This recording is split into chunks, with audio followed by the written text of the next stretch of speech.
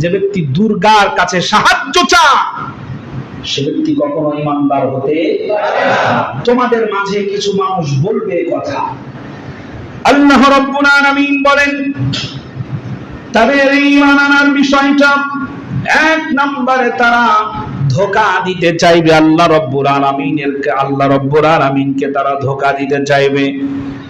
মনে করবে আল্লাহ দেখেও যেন না দেখবে না, আল্লাহর সাথে চালাকি করার চেষ্টা করবে।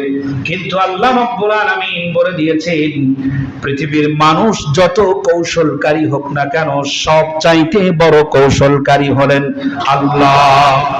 আল্লাহকে ধোঁকা দেওয়া সহজ নয়। আল্লাহকে ধোঁকা দেওয়া যায় না, আল্লাহকে ধোঁকা দেওয়া যায় না। আল্লাহকে ধোঁকা দেওয়া সম্ভব। আল্লাহ পাক যখন ধরেন তখন তার অবস্থা একেবারে কঠিন অবস্থায় করে